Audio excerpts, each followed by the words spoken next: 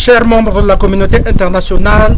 peuples des nations, peuples africains, peuples congolais, chers compatriotes, quelle est la situation de l'Afrique face à ce quadrupède de crise sans précédent? Sans vouloir déposséder l'ancien président français, Jacques Chirac, de son appel à retrait de l'Afrique à ses pères colons et occupants occidentaux lorsqu'il affirmait et confirmait qu'après des décennies d'occupation et de pillage de l'Afrique, les Occidentaux devraient avoir un bon sens pour quitter des comportements moralement et légalement répréhensibles, sinon celui du vol de l'Afrique. En effet, le vol et le pillage ne sont pas fils des valeurs africaines, pas plus que les génocides. Les Africains n'ont jamais contribué à l'occupation des terres occidentales, ni des pertes humaines occidentales, ni à la vente aux enchères des organes des Occidentaux, ni à la destruction de leurs économies. Nos ancêtres n'ont jamais pris l'avion dans le seul but d'aller mener des activités terroristes dans d'autres pays comme Israël, comme l'Amérique, comme la France, l'Angleterre et d'autres continents. Bien au contraire, les premiers bâtisseurs d'immeubles et des travailleurs dans les plantations en Amérique furent nos ancêtres africains. Ils ont été aussi les Bilderberg de la Maison Blanche aux États-Unis, qui constitue bien à l'évidence l'un des chefs d'œuvre bâtis par les esclaves africains pour leurs oppresseurs. Ce n'est pas la première fois que les Africains participent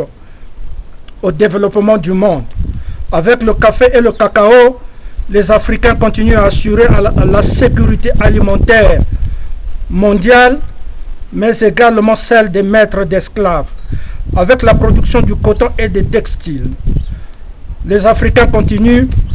à bâtir l'élégance vestimentaire mondiale. Avec la production du cobalt, du fer, de l'aluminium, de l'uranium et d'autres minerais, les Africains continuent à bâtir la sécurité des systèmes de défense étrangères, des missiles supersoniques, des occupants. Avec la crise migratoire, les Africains continuent à contribuer à la sécurité des économies des pays des colons et d'anciens colons. Différentes crises et différentes contributions esclavagistes des Africains que nous pouvons évoquer longuement. Toutes ces crises en Afrique et au Congo, mon pays, sont filles de l'immigration de masse forcée par les occupants, les politiques d'annexion semblables à l'Anschluss, c'est-à-dire le rattachement de l'Autriche à l'Allemagne. Elles sont filles de la devise secrète des sionistes, selon laquelle pas de pays pour les Noirs, seulement l'exil. Cette devise alimente la crédibilité de la thèse du professeur Cheikh Anta Diop, selon laquelle l'Égypte ancienne était peuplée des Noirs, c'est-à-dire le Maghreb, jusqu'à ce que le Vatican utilise le maréchal Abdallah des pays de la Babylone avec son armée 600 ans avant Jésus-Christ pour dépossession des territoires des Noirs et expropriation de la propriété des ressources naturelles dans le sol, sous-sol du Maghreb et celle de la Méditerranée. Ce rappel historique n'a guère pour ambition de raviver le passé douloureux avec nos frères et sœurs arabes et musulmans, mais bien au contraire, à l'image du colonel Kadhafi, nous avons besoin des Arabes et de nos frères et sœurs du Maghreb qui peuvent réclamer leur africanité pour construire ensemble l'Afrique et son avenir, mais d'attirer l'attention de la communauté internationale que les Noirs ayant été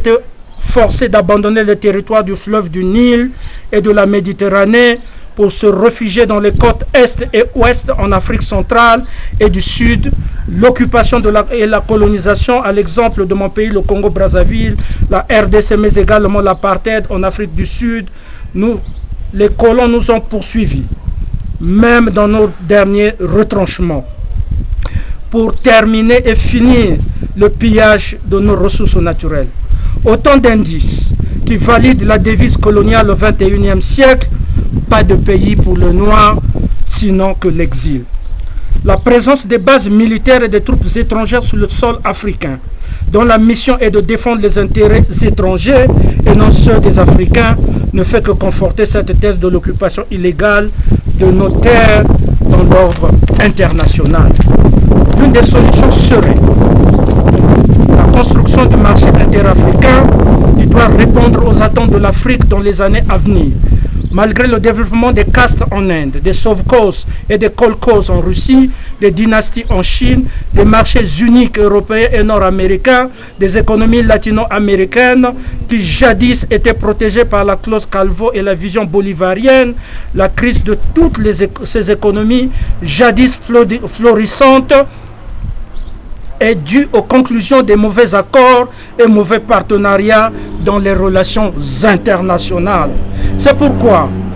au cours de l'année 2019 et les années à venir, l'Afrique aura besoin de partenariats nouveaux. Nous avons toujours conçu que le meilleur partenariat est celui qui aide l'Afrique à prospérer et non celui qui installe les troupes militaires sur son sol pour défendre le pillage de ses matières premières, tue les Africains et maintient l'Afrique dans l'esclavage, l'exil et le sous-développement. Nous félicitons les progrès du Rwanda pour lesquels nous y avons contribué avec l'association française du développement de l'électricité et de l'énergie en Afrique et de la Côte d'Ivoire. Mais les autorités doivent toujours garder en mémoire, bien avant ces deux pays, la Syrie avec Damas, l'Irak avec Bagdad et la Libye avec Tripoli et la Palestine étaient plus développées en infrastructure. L'Afrique a besoin d'une stratégie globale avec le départ des troupes d'occupation étrangères ou la cohabitation et la construction des forces armées africaine de l'Union africaine au service de la protection des peuples africains et la protection de ces infrastructures. La solution à court terme et à long terme pour l'Afrique est d'occuper des sièges au Conseil de sécurité des Nations Unies, de faire respecter les règles internationales entourant l'indépendance et la souveraineté territoriale des nations, de reconstruire les économies africaines sur le fondement des institutions fortes et non des présidents dictateurs faibles et malades, considérés comme des simples patients qui livrent les matières premières aux sionistes. À l'opposé, des troupes étrangères qui défendent les intérêts de leur peuple sur la base nous ne savons sur quelles règles imaginaires du droit international l'indépendance financière et décisionnelle sont non seulement requises pour l'Union africaine, mais obligatoires pour l'institution qui doit se doter d'une armée africaine de plus de 2 milliards d'hommes et de femmes prêtes à intervenir pour défendre les peuples africains, leurs territoires, leurs intérêts et leurs institutions publiques et privées. Cela ne veut pas dire que l'Afrique doit s'isoler. Non, nous avons déjà indiqué que l'Afrique a construit le monde, mais il est question de sortir de l'esclavage et de la pureté et de la pauvreté par un vrai leadership qui met à l'aise ses partenaires étrangers et en même temps fait de l'Afrique un paradis terrestre où les Africaines et Africains entrent en engagement matrimonial avec la règle impérative de la santé et la prospérité pour tous. Le moment se prête magnifiquement de renouveler notre soutien au peuple palestinien, insistamment aux prisonniers Marwa Barghouti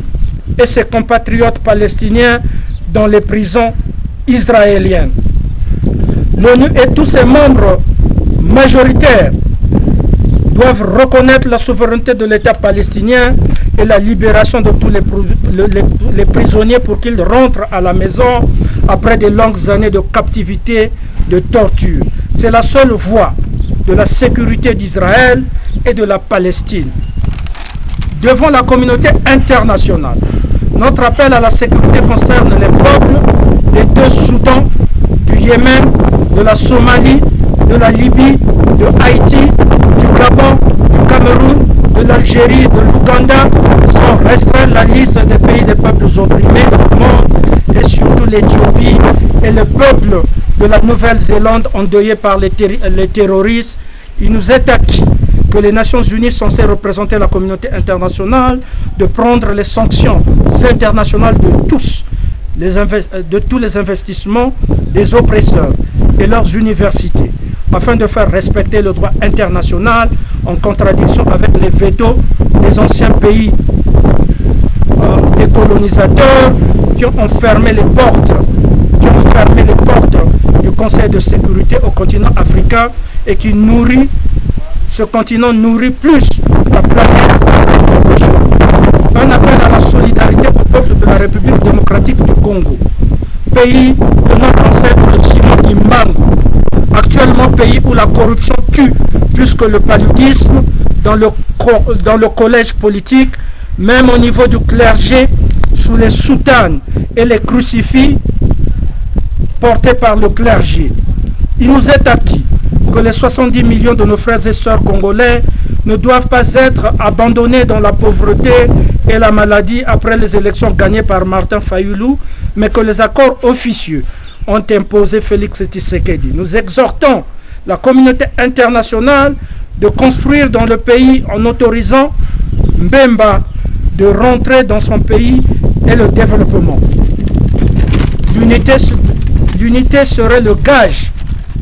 de toutes les Congolaises et Congolais.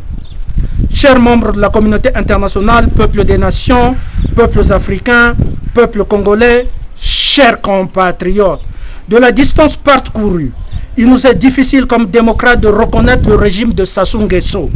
Nous comprenons que les soutiens étrangers de Sassou, n'ayant connu que des écoles d'inculture démocratique, veulent des présidents qui multiplient les fausses communes, qui persécutent leur population, qui déplacent les trésors publics dans les paradis fiscaux, qui, à la perte des élections, se vengent du peuple qui ne les ont pas votés et des opposants politiques qui les ont battus pour les humilier dans les prisons. Nous comprenons que des présidents francs-maçons qui récompensent les travailleurs et les retraités en confisquant leurs salaires et pensions pendant des années, préférant enrichir les banques étrangères. En notre double qualité d'ancien lieutenant politique de la maison et de l'ancien président et vice-président des États-Unis d'Amérique, expert invité à la Maison Blanche et membre de la coalition des démocrates américaines et internationales, nous sommes fiers de défendre les valeurs démocratiques en Afrique et dans notre pays, le Congo-Brazzaville, contre la colonisation, le tribalisme, le régionalisme, le sectarisme et la xénophobie. Les professeurs Tchekonta Diop et Omotunde des humanités classiques nous informaient que la démocratie était fille des esprits de nos ancêtres noirs qui ont inspiré l'Europe et la Grèce philosophique jusqu'à la génération de Jean Monnet, l'un des pères de l'Europe. Des années durant, le destin nous conduisait à travers nos travaux en droit européen de contribuer à sa reconstruction en Europe. Nous avons fait valoir à maintes occasions, même si l'Amérique que nous avons servie et la communauté internationale continuent à fermer les yeux, le Congo-Brazzaville, mon pays, n'est pas une démocratie, mais une dictature avec à son actif des crimes et des génocides de la forêt d'Ikonongo, des explosions du 4 mars en Pila, des disparus du beach, ils étaient 355, et celui du génocide bien connu à travers le monde, celui des Congo dans la région du Poul. Ce régime a démontré une gestion chaotique des finances publiques depuis plus de 36 ans, qui a associé des experts les plus éminents américains, français, chinois, juifs, des experts ressortissants des autres contrées. Tous n'ont pas pu donner à 4 millions de Congolais de mon pays les hôpitaux, les infrastructures, les écoles, les emplois que l'ont fait les présidents Fulbert Youlou, Alphonse Massamba Deba, Pascal Lissouba et surtout André Milongo. Qu'il est dommage que le Fonds monétaire international décide, malgré le constat gigantesque des malversations au profit des paradis fiscaux, et récemment accordé le financement occulte. Et cela au mépris des enquêtes du Congrès américain qui a découvert des multiples scandales financiers qui ne fait que conforter notre thèse du crime financier organisé dans notre pays, le Congo-Brazzaville. Notre engagement politique, comme ancien membre du Parti libéral du Canada et ancien membre du Parti conservateur fédéral du Canada, à laisser les traces de notre contribution à la construction de la démocratie au Canada. Nous avons également contribué à construire la démocratie américaine à l'école dite des POTUS et des FLOTUS de la Maison Blanche, avions-nous déjà soumis. C'est un enracinement dans les hautes sphères de la démocratie européenne et nord-américaine nous empêche de faire équipe dans l'industrie des génocides, de la colonisation, des occupations et des leaders politiques, même africains, défenseurs de la galère démocratique à travers le monde. Au Congo-Brazzaville, ils nous empêchent à reconnaître, même à coups de milliards, la légalité et la légitimité de Sassou comme président et son régime, faute d'évidence de la majorité des suffrages des Congolais, lui attribuant le statut de président. C'est l'occasion de répondre à notre peuple,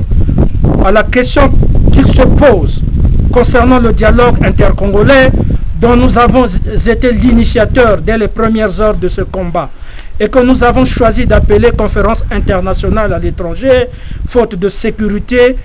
de la tenir dans notre pays, ou conférence nationale, si et seulement les conditions exigées par le peuple sont réunies et la sécurité acquise par l'armée nationale. Avant d'être leader politique, localisé dans le destin du peuple congolais, nous sommes avant tout juristes de la communauté des nations. Ce n'est donc pas simplifier à outrance que de perdre l'altitude pour expliquer à notre peuple qu'il n'appartient pas à un juriste de l'ordre international de gouverner sous la constitution actuelle qui consacre l'impunité de chefs de l'État et ses complices au détriment des milliers de morts congolais, victimes innocentes. Qu'il n'appartient pas non plus à un leader politique qui rêve d'un État de droit et qui veut préserver ses compatriotes des génocides futurs, de soutenir le placement du dialogue d'une telle importance sous le patronage d'un président autoproclamé et son régime qui les ont commis depuis plus de 36 ans. Cette constitution rejetée par le peuple congolais est inapte pour qu'elle soit le fondement d'un dialogue qui réunira les filles et fils du Congo, notre pays. Une rétrospective de la communauté internationale. De s'arrêter sous l'évidence d'une situation politique exceptionnelle sans précédent, sans président et sans constitution. Quittant le statut de complice, il faudra à la communauté des nations la maturité et l'objectivité de reconnaître que la conférence nationale ou internationale sur le Congo-Brazzaville est l'unique porte de sortie de crise qui, rappelons-le, a fait 126 000 morts dans la région du Poul, plus de 600 morts dans la région de la Cuvette, 556 morts des ressortissants du Poul, réfugiés en RDC, arrêtés et massacrés au beach de Brazzaville. Les bombardements dans les régions de la Bouenza, du Niari, dans la Lekumu, avaient fait de nombreuses victimes, ainsi que les explosions du 4 mars en Bila avaient été soumis. Ces Congolais n'étaient pas des animaux, mais des êtres humains. Mais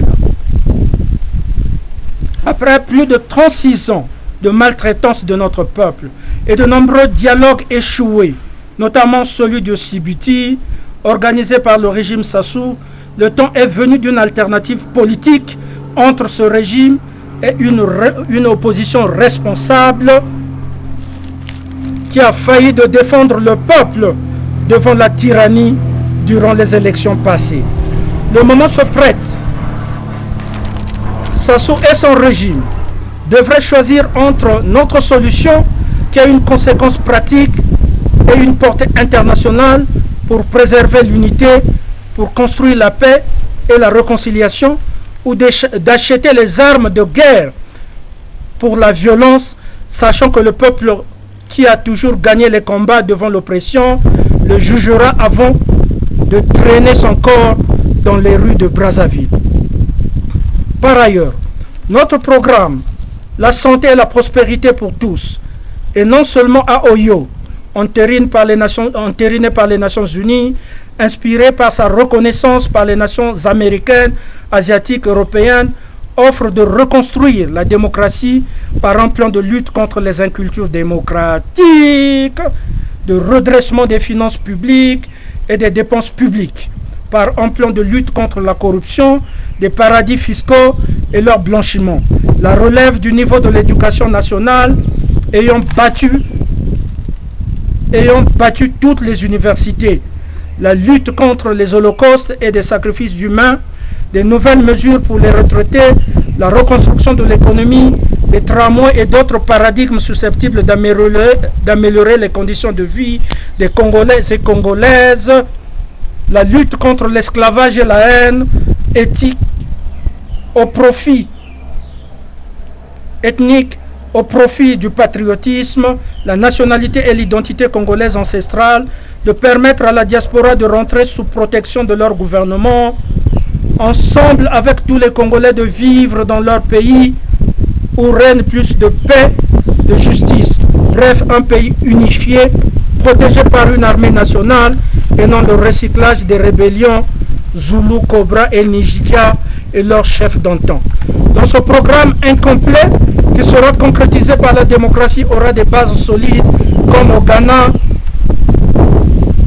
Le moment est venu pour sortir de notre pays de la crise et préparer les échéances de 2020, de demander à Sassou d'imiter Catherine en RCA, Santos en Angola, Kabila en RDC, Jonathan au Nigeria, Mahamat au Ghana, au profit d'un gouvernement de transition. Ce gouvernement de transition aura la tâche d'organiser le dialogue sans exclusion,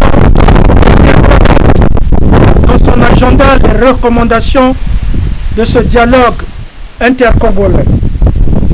Les recommandations de cette conférence nationale devront, entre autres, contribuer à éclairer le gouvernement de transition et le peuple sur les échéances électorales 2020. La conférence nationale ne se transformera pas en conférence internationale. La conférence nationale se transformera en conférence internationale que dans l'impossibilité de la tenir au Congo en raison de la sécurité, sinon le peuple pourra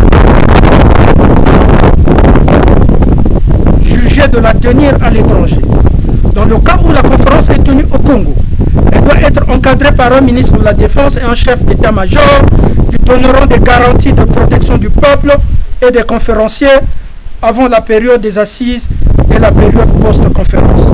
Le dialogue doit être encadré par un budget de l'État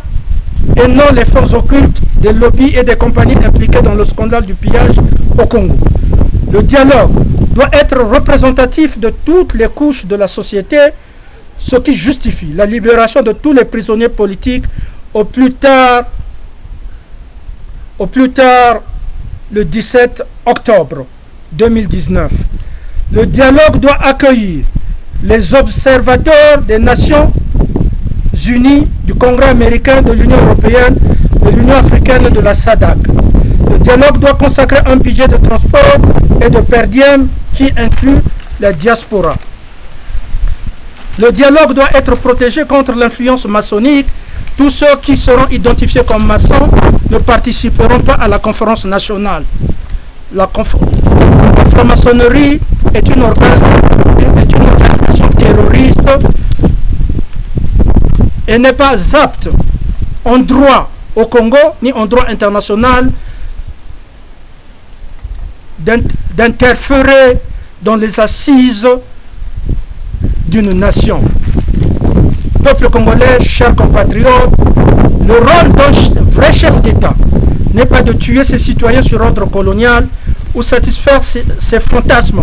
psychopathes ou criminels, mais celui de construire les politiques publiques comme nous l'avons fait pour les Américains sous l'administration Obama. Notre compétence mondiale et notre expérience jusqu'ici inégale nous place inégalés, nous place au sommet de la construction des politiques publiques, économiques, démocratiques et socioculturelles adéquates pour le bien de nos compatriotes. Le rôle d'un chef d'État n'est pas celui de satisfaire la mafia étrangère en affamant son peuple. Le rôle d'un chef d'État n'est pas celui de sodomiser la population, de confisquer les femmes mariées, d'inviter tous ces citoyens à entrer par force dans l'organisation maçonnique qui juridiquement, avions-nous dit, est une menace à la triple sécurité, la sécurité nationale, la sécurité publique et la sécurité internationale. Le rôle d'un chef d'État, n'est pas celui de s'associer avec les criminels et des pilleurs étrangers pour sacrifier les générations présentes et futures, mais de construire des vrais partenariats d'équilibre public-privé et non la chasse sauvage de nos pays avec nos richesses par les investisseurs coloniaux étrangers, avec pour esclaves, compatriotes et nos concitoyens. Le rôle d'un vrai chef d'État n'est pas de donner en holocauste des compatriotes qui sont aussi les membres de sa famille à chaque élection en guise de paiement de la taxe de sang imposée par la colonisation. Le rôle d'un chef d'État n'est pas celui de protéger les criminels financiers nationaux devant la justice. Le rôle d'un chef d'État n'est pas de crier au vol lorsque preuve à l'appui, les investisseurs étrangers ont et continuent de contribuer au développement de notre pays avec obligation de résultat. En notre qualité de futur chef d'État, notre pays, le Congo et l'Afrique bénéficieront d'une expérience des dons divins, une compétence planétaire qui a reconstruit l'Amérique, l'Europe, mais également des pays membres de l'Organisation des Nations Unies, de la Banque interaméricaine de développement, la Banque des règlements internationaux, ainsi que la Banque mondiale. Peuples africains, peuples congolais, chers compatriotes, au crépuscule, notre vie entière constitue votre espoir et celui de l'Afrique. Nos combats durant des années devant l'oppression blanche, les trahisons noires et africaines constituent votre destin, votre santé, votre sécurité et votre prospérité. Vive l'Éternel des armées, vive l'humanité, que Dieu bénisse le monde, que Dieu bénisse l'Afrique, que Dieu bénisse le Congo et le garde dans l'union et l'unité. Nous vous remercions.